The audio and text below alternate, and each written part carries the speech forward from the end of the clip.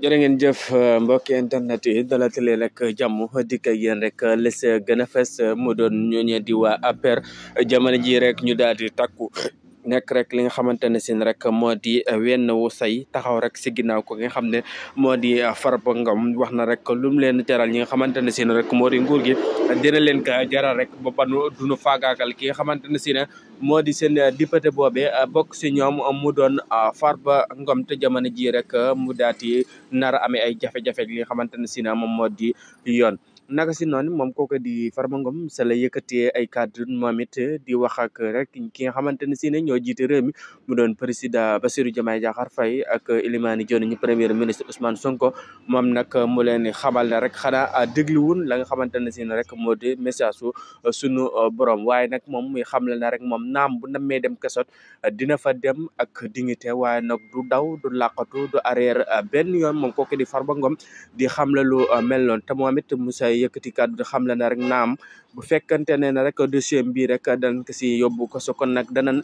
càmmar dossier yu bëre bëri moom kooku di Farba Ngom xam la sa rek moom nekk rëgalul benn yoon ki nga xamante ne si na tamit moo di Ousmane Sonko bu yaakaaree na rek moom daka ragal waaye nag rëgalu ko benn yoon moom kooku di Farba Ngom ginnaaw rek ba ni dajaloo ñooñu rek nga xamante ne si na ñoo bokk si APR doon fa yëkkatee kàddu moom kooku di Farba Ngom nak si naam moom kooku di Farba Ngom di député nekk maire te Agnam tey jii si àjjuma gi rek soo moytuwulee rek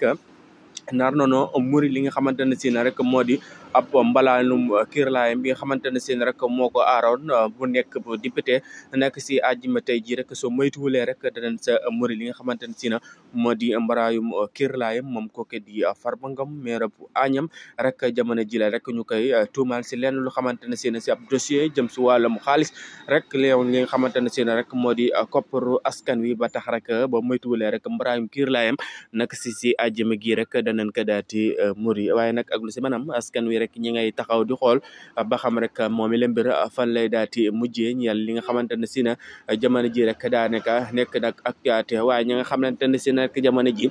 daati nas ka jàppal tànk bu baax a baax mu doon ñi nga xamante ne si na ñoom la bokkul ko lang mu doon ñooñu ji waa APR jamono ji rek ñoom dem mobilisation bu am solo lool sax lañu taf ndax ñu bëree rek ñoo fa daati teewoon mu doon ci ay militants yoo xam ne ña nga fa woon rek jàppale ko rek bëgg rek xaar seen tànk tobay si li nga xamante ne si ne jamono ji jàpp nañ na moom la ñu bëgg a teg ki nga xam ne moo di seen naataango boobe di Farba Ngom jàpp nañ ne ak jaay dool kese la waaye nag duñ ko bàyyee benn yoon Moussa Seye dan nga sa jàppale bu baax a baax